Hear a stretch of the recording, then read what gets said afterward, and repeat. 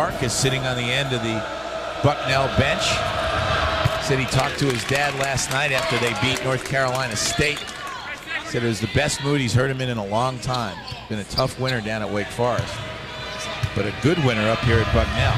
John, remembering Babe Kwasniak, who, by the way, is married to a former West Point standout guard, Laura Worthing, and son-in-law of the head coach, Chris Spatola, an outstanding player in his career. You wrote a wonderful column on him recently. Well, thank you very much. He's the son-in-law of Mike Krzyzewski, and of course has been in Iraq, serving in the Middle East before someday becoming a college coach himself. Well, I've said to Mike Krzyzewski's assistant coaches, one of you better have a job in 2 years when Chris gets out of the Army. Bad miss, and Bucknell try to extend a 12-point lead, and Donald Brown with a miss. Over the line of Sekou Lewis, the junior for American. His first appearance got it to L.Lekavicius, still accelerating to the goal. Again, Travis Lay in for the offensive rebound. And he gets fouled, and he'll go to the line, shoot two, and he can get the game into single digits if he makes both free throws. And that's see L.Lekavicius, who's been so good the entire second half. Lay doing a good job of getting position, and Donald Brown reaching that arm across for the foul. Number 3 on Brown, putting Lay at the line. Those 3 points part of a 3-point play.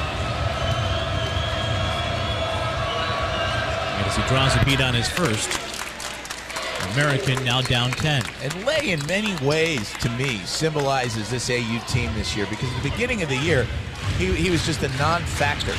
And he's gotten better and better as the years got along, to the point now where he can come in off the bench and make a real contribution in the Patriot League semifinals and help keep his team hanging in there. Shooter-friendly roll now at the point of the press for the Eagles. But it's tough to turn badness over, especially with a screen like that from Brown. It was a, shall we say, an aggressive screen. To set another one that could have been called a moving screen down on the baseline. But you can call a moving screen on every possession of every basketball game. It's just a matter of degree. That was supposed to be a point of emphasis for officials early in the season, at the start of the season, and of course it was for about a week. Chris McNaughton. He's had a pretty good afternoon. He's proven himself human today. He does have one miss. 8 for 9 from the field. 8-2 lines up to 3, rims out. Bilby kept it alive. And then again, Travis Lay, only this time unable to control. Couldn't quite got his hand on it, but as you said, couldn't keep it under control there. Bilby's had a tough day. Bilby and Yona Lunas have both had a tough day offensively for AU. They needed more out of them and out of Ingram to have a shot to pull this upset. And it would have been a monumental upset. Yeah, it's been an 0 for 7 stretch for the 6'10 and 6'11 Bilby and Yona Lunas. Here's steal by L.Lekavicius. Oh no, timeout. Pat Flannery, with the coach able to call a timeout from across the floor, got the stoppage. Saw his guy in trouble and called the quick timeout. That's another rules change. In the old days, a coach couldn't call timeout. It had to be a player. Sometimes you'd see a coach standing right next to the referee screaming timeout, timeout, and the referee just ignore him because by rule he had to. Well, John, Bucknell has the lead by 11. Abe Badmus hasn't done much in the scoring column, but he's always prepared, especially down the stretch if he needs to shoot free throws to salt away a win. This was 8:30 this morning in Solitude. But what's more impressive, that Abe Badmus was out here shooting free throws, or that one of our camera guys was here shooting free throws? The crew that never sleeps.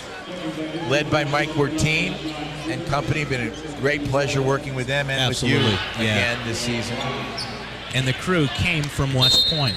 And they trucked it down Bear Mountain from West Point last night to get to Lewisburg, and they'll turn around and go back to West Point on Wednesday for the women's championship. And this time you will bring your computer yourself. There's a bad pass there by Abe Badmus, a rare unforced error. I am forever indebted, let me tell you.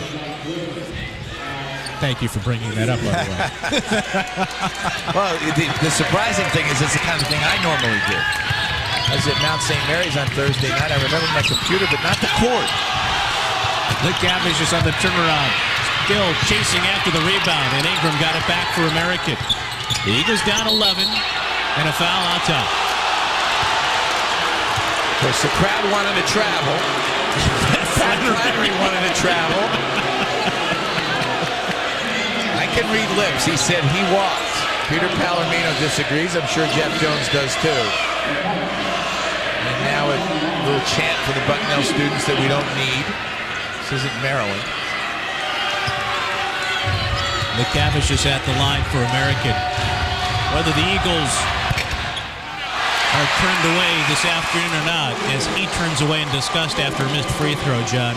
What a performance by L.Lekavicius in the 2 games of the postseason, and the way he and his teammates have progressed this year. As mentioned, a very young team, a third of its point production from freshmen. And everybody back except for walk-on Craig Weinstein next year.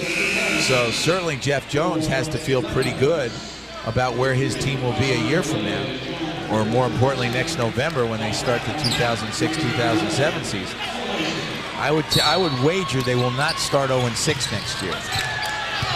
Pat Flannery, by the way, is still barking at Pete Palomino about the non-walking call. And by the way, that 0-6 start for American with a foul near half court by Sekou Lewis. All those games away from the nation's capital, all on the road. Yeah, Jeff said, it's almost a direct quote, "I did a lousy job of scheduling." And what he means by that is you have to be aware of what kind of team you've got. Pat Flannery coming into this season knew he had a veteran team with a lot of talent coming back. So going to Syracuse, going to DePaul, playing St. Joseph's, playing at Duke, playing Villanova, that was a reasonable schedule for this team. But with Jeff coming in with almost a brand new team, because even the upperclassmen were in different roles than they've been in past years, to play all those games away from home starting out was just too tough. You think about some of the players American has graduated in recent years, as Griffin converts for Bucknell from the line. We've talked a lot about Andres Rodriguez, the point guard who is the playmaker and really an outstanding defender for American, a guy with so much energy. Stephen Miles, Glenn Stokes from the recent past. Fresnick and company from last year. Jason Thomas from a year ago. L.Lekavicius misses it short, stays after the rebound. Jason Thomas, who arrived as a walk-on at American and became a star. Son of Wilbur Thomas, who's in the American Hall of Fame. I ran into Wilbur Thomas on the street just before the season began, and he was talking about his son Jason, and he said, "We owe so much to Jeff Jones for what he did with Jason. He worked with him, he was patient, he gave him his chance, and he made him feel great about his basketball career." What better compliment can you have for a coach than a father of a son saying that? And it's not like Jason Thomas was a big star. He was a self-made, coach-made player. And I think that just says so much about the kind of coach and person that Jeff is. Jeff got into the family business. He sure did. His father guided Kentucky Wesleyan to a Division II championship. He's the classic coach's son. Dean Smith still talks about how disappointed he was when he decided to go to Virginia. L.Lekavicius out to Mercer. In delay, couldn't hang on. That pretty much sums it up for American. Yeah, that really was a great effort today by the Eagles, but just not enough. Just better team. I mean, there's a reason why Bucknell's about to be 16-0 in the Patriot League and 25-4 overall, because they're really a good basketball team. And they're too smart and well-coached a basketball team to have taken this game lightly, and they didn't. They got a bit of a wake-up call, too, with a close game in the quarters on Friday against Army. We were talking to the Bucknell coaches before the game. Army is going to play it close a lot because of their style and because they're so tough mentally. Pat Flannery wants to empty his bench with he's going to need to call a timeout to do it. And he's saying, no, don't call timeout. What he might do is let the shot clock count down to 0 for a violation and a stoppage and give a couple of his guys the warm reception and embrace from this crowd they deserve. Well, a lot of class on both sides there. Pat Flannery telling his team not to try to score, not calling a timeout, knowing he can get the walk-ons in this way, get him into the box score. And Jeff Jones down 14. He's not going to play any of these silly coaches games and and commit fouls when the game is over.